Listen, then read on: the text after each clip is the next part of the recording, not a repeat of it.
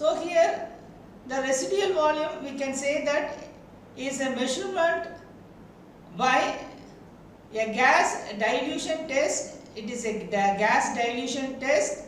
A person breathes from the container containing documented amount of a gas, either 100% of oxygen or certain amount of helium in air. These tests measure total amount of air the lungs can hold. That means it will first we are measuring the total lung volume. Next, the residual volume, the abbreviation is RV, is a volume of air that remains in the lungs after maximum forceful expiration. In other words, it is the volume of air that cannot be expelled from the lungs. This volume remain unchanged regardless of the lungs volume air which expiration was started. Reference value for residual volume are considered to be a 1 or 1.2 liter. But these values are depend on many factors including age, gender, height, weight and physical activity level. The residual volume is an important component of the total lung capacity TLC and functional residual capacity FRC. The total lung capacity TLC is the total volume of lungs at a maximal inspiration. FRC is the amount of air remaining in the lungs after a normal physiological expiration. That is, you are going to see in a next diagram. The TLC, FRC and RV are absolute lung volume and cannot be measured directly with spirometry. It's very important. We can't measure directly. Instead, they must be calculated using techniques such as a dilution or a body plethysmography. So these are two methods we can make it. One is a gas dilution method, another one is a body plethysmography. Measuring the residual volume can give an indication of lung physiology and pathology. So what is the function of a RV, residual volume? The residual volume function to keep the alveoli open even after maximum expiration. In healthy lungs, the air that makes up the residual volume allows for continual gas exchange to occur between the breaths. The oxygen dippled residual air is then mixed with a newly inhaled air to improve gas exchange at alveoli. Now you are seeing the diagram. Here that black color shade is indicated RV, residual volume. Here in obstructive type of disease, so there it is a residual volume capacity is increased, but normal it is having a 1 to 1.5 liters. Restrictive type of lung disease, the RV will be the less than 1.5 or 1 liter. So that is very important. Okay. So this by that way we can easily identify the lung disease. So mechanism, and here the mechanism of breathing maybe seems complicated, but is important to remember that air will flow from higher pressure to lower pressure. During tidal breathing, the inspiration and expiration at a physiologic test, the volume of air entering and leaving the lung is known as a tidal volume. On tidal inspiration, the pleural pressure, that is indicated by PPL, drops from -5 cm HO to -8 cm HO. leading the alveolar pressure PALV to decrease 1 centimeter HO below atmospheric pressure. As a result, air flows into the alveoli. This is an active process requiring the rhythmic contraction of inspiration, and it is having inspiratory muscles that works to expand the chest cavity. The total expiration is a pressure process that works in a reverse. The inspiratory muscles relax, decreases the sizes of chest cavity and increases the pleural pressure and also alveolar pressure.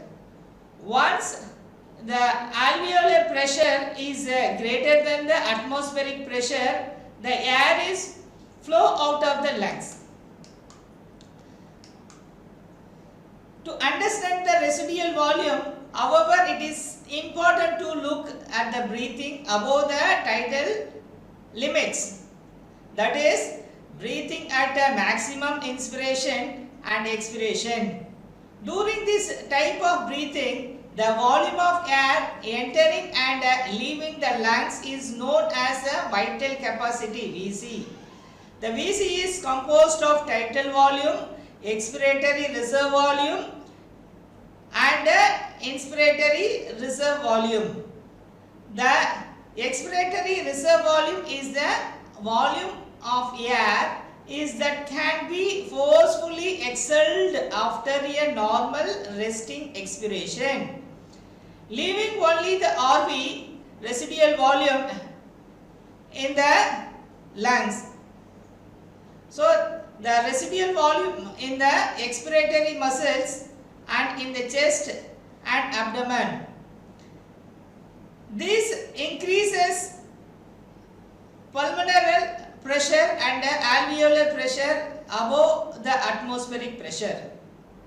Due to the elastic recoil of the alveoli, the pressure inside of the alveoli remains higher than that of the pleural, and the alveoli remains open. The pressure inside the air, that is pressure of air, slowly decreases as we move up from the alveoli to trachea as a result of increasing airway resistance. In section of small non-contagious airways, pleural pressure is greater than air pressure and causes a collapse of airway. The air that remains in the lungs after the collapse of all small airway is a residual volume. So related testing. So there are no ways to measure the residual volume of a patient directly, as such as other lung volume and capacity must be measured first and then RV can be calculated. The first step in calculating RV is to determine the FRC. Measurement of FRC can be done using one of the following three tests. First one is helium dilution test. In this test, the patient inhales a known volume of air V1 containing a known fraction of helium F helium 1 at the end expiration of a tidal breathing, where the volume of air left in the lungs is equal to FRC. A spirometer measures the fraction of helium after equilibrium in the lungs, that is FHE2. The FRC equation is equal to V1 of F helium 1 plus F helium 2 divided by F helium 2. Second method name is called nitrogen washed out method. In this method, the nitrogen washed out test utilize the fact that the air we breathe is roughly 80% nitrogen. A patient breathes through a two-way valve connected to 100% oxygen on inspiration and a collection spirometer on expiration. The spirometer measures the volume of air and the fraction of nitrogen expired with each breath. Once the fraction of nitrogen is below 1.5% for consecutive breaths, the test is complete. The initial amount of nitrogen in the lungs must be equal to total amount of nitrogen exhaled, and thus FRC can be calculated. The FRC equal to volume into exhaled multiplied by C, that is the capacity exhaled nitrogen divided by the capacity initial alveolar of nitrogen 2. Now third method is called body plethysmography method. Is a knowing method. Now all the hospitals they have used to find out with the help of body plethysmography method. Plethysmography is based on working under principle of Boyle's law of gases. In a closed system at a constant temperature, the product of pressure and volume of known mass of gas is constant. That is Boyle's law principle. That is says pressure and volume are inversely proportional. That is P1 V1 equal to P2 V2. So here P1 V1 it is telling about atmospheric pressure and volume. Another P2 V2 it is telling about alveolar pressure and its volume. So here to conduct this test, a patient is placed inside an enclosed chamber and breathes through a spirometer that can measure changes in pressure and volume. After a period of tidal breathing, the spirometer is closed at expiration and patient breathes again it. Changes in pressure at the mouthpiece are recorded. As the patient exhales, the volume of thoracic cavity can be calculated by recording the changes in pressure of entire chamber. This test is the most accurate measure of FRC, but also the most expensive. Once the FRC has been measured using one of these three methods, the expiratory reserve volume ERV and the vital capacity VC are measured using standard spirometry. Using the measured FRC, ERV and VC, we can calculate the residual volume and total lung capacity with the simple equation is given below. That is residual volume RV equal to FRC plus ERV and total lung capacity equal to VC plus RV. See, this is the indirect method. We found residual volume and total lung capacity. We can't directly find out these two parameters. We have to go in the indirect method. So what is the clinical significance of this residual volume? One is identifying the obstructive lung diseases. The name is called OLD. So some of them they have a chronic obstructive lung disease. They will call the COLD. So here obstructive lung diseases such as chronic obstructive pulmonary disease, that is COPD. That also we can measure, and also those person who having asthma and bronchiotasis, that is damage in bronchos, that also it is we can measure the TB. So, or which is categorized by airway inflammation, that is easily collapsible airways, expiratory flow obstruction and air trapping. In OLD, inflammation and decreased elastic recoil increases air resistance and lead to the early small air closure during the expiration.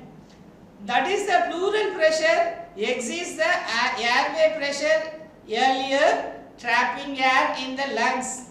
This trapped air result in the pulmonary hyperinflation. Therefore, the patient with OLD have increased with the total lung capacity TLC, FRC and RV. So, body plethysmography yield a higher FRC in patient with obstructive lung diseases than those measured by the gas dilution techniques, because it includes both well ventilated and poorly ventilated areas of lungs. The RV is generally first volume of increase in OLD and can be a good measure to determine earlier disease state. The RV and TLC ratio is used as a measure of resting pulmonary hyperinflation in patients with COPD. In a study by Shin et al. Elevated RC and TLC ratio was shown to be significantly risk factor for all causes mortality in COPD patients. Next one, restrictive lung diseases, they are called as RLD.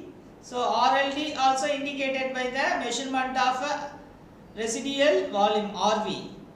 The restrictive lung diseases are a result of process that restrictive pulmonary expansion. These can be an intrinsic disease such as pulmonary fibrosis and sarcoidosis, or extinct process like kyphosis and myopied obesity. In either case, the result is restricted expansion, decreased lung volume and inadequate ventilation. In case of RLD, the total lung capacity and force residual capacity and residual volume will also be decreased. The effect of obesity on lung functions are a growing certain as a prevalence and severity of obesity increases. The study has shown that increasing body mass index, that is BMI, correlation with the lower VC, vital volume capacity or vital capacity. The total lung capacity and RV, but that these values remain within normal limits. The significant decreases in FRC and ERV are seen as BMI increases. To the point, the FRC approximately equal to RV. So next third one is a drawing. Drawing is the water will consume in the respiratory system. An interesting clinical usage for residual volume is applied during the postmodern autopsies of a drowning victim. The only way that residual volume of air in the lungs can be removed is to be replaced. In case of drowning victim, water will replace residual air in the lungs During the autopsies, the medical examiner can clamp the trachea and submerge the lung in the waters. If the lungs shrinks, there is no residual air, and it is likely this person drowned after inhaling large amount of water. If the lungs floats, the residual volume of air remains in the lungs, and it is easily likely to this person died before entering the water. The person who immersed in the water, they can't breathe. Instead of taking air, they will take the water in the lungs. So here in a residual volume, the presence of air is replaced by water. By that way, they can't breathe in a proper manner. The blood circulation will stop. So due to that one, it leads to the death.